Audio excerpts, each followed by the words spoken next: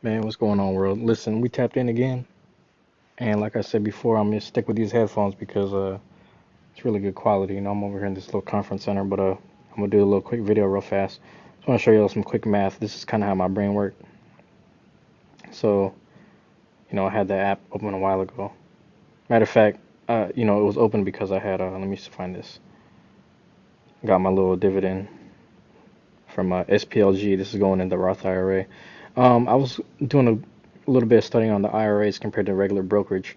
I do want to talk about that because I did, episode 2 is my brokerage, episode 3 was the IRA, and the difference of the individual retirement account compared to like your regular brokerage, which is actually, let me just tap it. This is the brokerage right here, like this stuff, this regular portfolio that I had zeroed out at 10,000. So all this stuff is the brokerage stuff. It's the things that I can buy and sell at any time I need to. And I don't have Robinhood Gold. Matter of fact, let me swipe this. So yeah, I don't have Robinhood Gold. So I can't get stuff right away, technically. But I don't really need to pay myself. For now, I can afford to wait 3 to 4 days for certain stuff. But if I needed things in an emergency, I would just sign up for the subscription maybe, and then I might just start selling. If I needed like 5,000, like emergency wise, I would just start, sell stuff in my portfolio, worry about the tax stuff later. But again, this is the brokerage stuff, and I'm actually banking on the brokerage being, you know, let me show you the IRA. So over here, I'm actually considering throwing these $10 and $15 investments into the individual right there. You know what I'm saying? I'm considering it because realistically, it's always going to be 200. Matter of fact, like I said last video, I'm not trying to turn off my recurring investments, but I had to, bro. It's crazy. I actually had to because I had to take care of some stuff. Well, it was like some leisure related stuff, but I might keep this one, so I can still afford to keep that one. We'll see how I feel by Monday. Because I might just turn it off and push it somewhere. But I do want to keep the IRA kind of rolling. $80 a week is not bad. It's not a bad investment actually. But I'm trying to get that to 10,000. Boom. So anyway, with this one, I say all that to say, let's talk about Altria. So this is my largest holding, and it's down overnight, which is fine. But at 111 shares, originally, let's say you were spending about $50 a check or $50 a week, like 50, what I'm saying, that's the history. We'll get into that in a second. $50 a check. Actually, hold on, let's do this. 52 weeks in a year. Now you get paid every other Friday, so divide that by 2. You have 26 checks per year. Now 26 times $50, 1,300. Now divide that by, let's actually pull up the 52-week high. 52-week high was 58.04. Sorry, 48.04. I'm tripping. By 48.04. In theory, you would have about 27 shares by the end of the year, starting, from year to date, right? So 27 shares. And here we go with the dividend history, the most recent. Oh, what is this? Get this ad out of here. 98 cents. This is the highest paying dividend king that I'm aware of. And, you know, that's another. A dividend king is a company that has existed for. Sorry, a dividend king is a company that has paid dividends for 50 years plus and has raised the dividends each year. So even if it's like, 7 cents or 7.5 cents or whatever, you know what I'm saying? Like even the decimal stuff, as long as they're raising it, you're getting something per share. So 27 shares, times 0.98 cents. So you'd be looking at $26.46 a quarter. Times that by 4 because there's, quarters 4 times a year. Looking at 105.84. Obviously, this is better than your savings, but you're gonna have to deal with tax. Like taxing $100 is nothing. So this is why the brokerage thing is interesting because while you're sitting there with 105.84, what was our original quotient? Was it this times 20? Oh shit, I forgot what it was. 27, right? So 48 for. Dog, I forgot already. That's crazy. So 27 shares. So 1300, right? 1300. So that's probably 48.08. Anyway, I'm losing track of stuff right now. $1,300. So look, if you ever needed the $1,300, that's fine. At any point you could sell, and then you'd be getting taxed based off of the difference of the profit. You know what I'm saying? But if you're selling at a loss, there's different type of taxes for that, if not none. So here's the point I'm making, man. Here's how I calculate things. You can do this kind of formula with everything. 98 cents So we'll sit here and we'll do this. You know what I'm saying? How do I do this, bro? Go add a column. Why not? Add a column. So we're looking at this, man. It's Mo, and then we know the dividend, right? So we know that that is 0.98 cents. And then let's say the highest high. So we'll just say highest price. Well, let's use the highest price as the average price. So average price. We should have just called it price. I'm tripping. Bam, price. You know what I'm saying? So 52-week high, 48.04. Oh, my fault. It was 48.04. So yeah. Now 48.04. Now what I like to do is like I always do this: shares per 1,000. Now them shares per 1,000, simple. You go right here, $1,000 divided by, what do we say, 48.04, is that correct? Yeah, all right. About our 48.04, we're looking at 20 shares, 20.8. Let's round downwards. 21 is, sure, you probably actually end up with 21, more like 23, because like the average price that we chose is the highest. But let's just do 20. Let's just round down with the least amount. So 20 shares. Now, if you had 20 shares, right, times that by 98 cents, boom, 19.6. So here's the shares per 1,000. We'll say 20, you know what I'm saying, ish. Let's go ahead and add a column. Yo, add a column, bruh.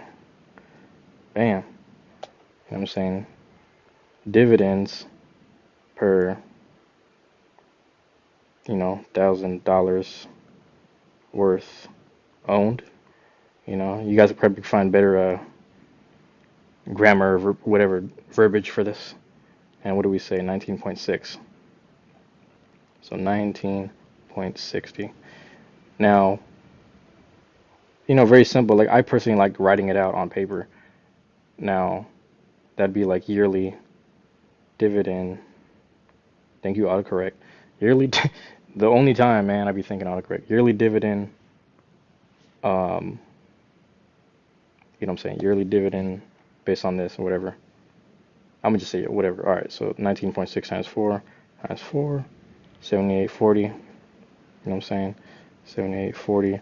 And realistically, this formula is just based off of 1,000. Now, the reason why I did 1,000 is because realistically you can 10x this.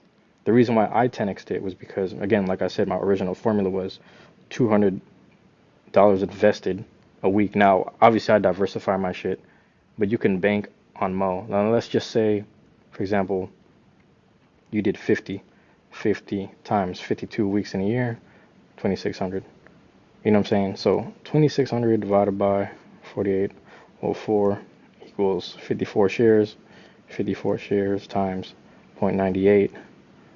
$52.92 will be your dividend yield per quarter. Times that by 4. $211 by the end of the year. I mean, look, there's just different ways you can do this, but I'm just trying to give you like a small formula for how I did with Mo. I wanted to examine it a bit because, back to the 10x formula. The reason why I say that is because I'm at a point where, let me find this for you.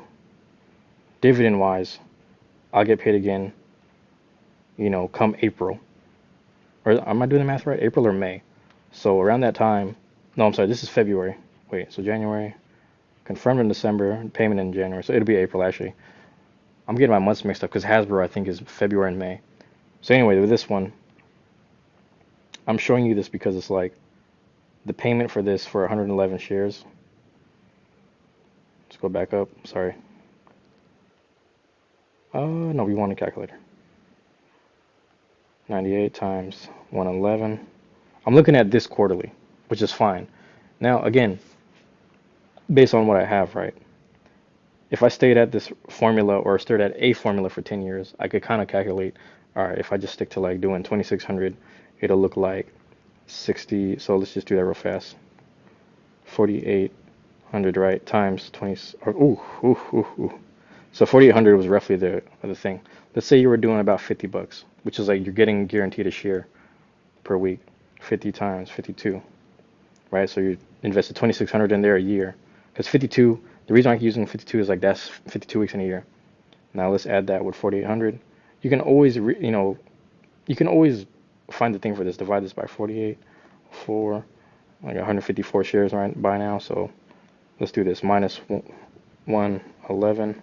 I would have added 43 shares throughout that year. You know what I'm saying? So I'm just giving you little math equations of how you can know you can rebalance your portfolio, your brokerage and stuff. And like I said with this, it's like when I needed the money at any point, you can buy and sell whatever you need. Here goes the weekly buy for April 1st. I had to move it for next week.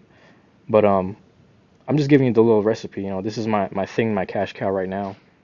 And like I'm using the dividends to kind of reinvest in itself, but I'm trying to get more things to 100 so that way I'm getting more things to $100 dividend per quarter, because that way I'll be able to get $100 every month. So this one is my January, April, July, October stuff. Hasbro and CVS are going to be my February ones. So as long as I get them to 50 each, pay me 50 each a quarter, then I'm pretty much making 100. And then I got to find ones that are like March. And I believe it's Walmart, but I could be wrong.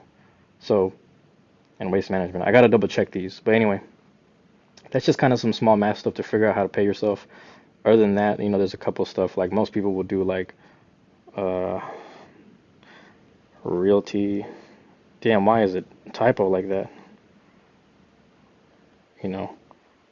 Stocks like realty income. Well, it's kind of down right now, which is nice. And then even like stocks like PSEC, Prospect Capital, is interesting because it always pays you 6 cents. And I used to own a lot of it. So right here, I sold back in like last year, but dividends, man. Yeah, let me find a good dividend payout for that. Because let me see, these are just dollars, goddamn. Well, there goes my largest dividend in 2021. This one I had like probably my most in there. I had 1,000. Damn, I had like 1,028 shares. 6 cents per share. But Prospect Capital has always paid 6 cents per share. It'll always pay 6 cents per share, which is ridiculous. But I actually might, total amount 61. Let me think about that. What? I might start buying back into Prospect Capital, but who knows? Because it's just so reliable. The fact that it's always going to be 6 cents, but for me it's tough because I got to really think about what certain real estate, actual brick and mortars, Prospect Capital is associated with. Because we know Realty Income has Walgreens, so Walgreens and like all these other reliable places. So anyway, that's just the math for now, man. Like I'm gonna leave it at that because I gotta go watch this damn shit. I'm about to go watch what's that movie, Doug? I'm gonna go watch Ghostbusters, man. I gotta see it, man. All right. So listen, man, I love you guys. I appreciate you, man. Like I said, man, let's build this community. It's like a small little episode snippet. I'm gonna stay at it as much as I can. Hopefully this grows to what it needs to be. But yeah, man, Smo, that Altria. That's one of my things I'm banking on. I'm gonna tap on a few ETFs later, but I'm gonna leave those for the IRA. But we'll see, because I might actually switch from just straight up brokerage and not IRA anymore. But I want to get IRA to 10,000 just to feel good about myself. But it really don't matter. So we'll see. I'll slowly get there. I ain't tripping. All right, man. All right, sure. Peace.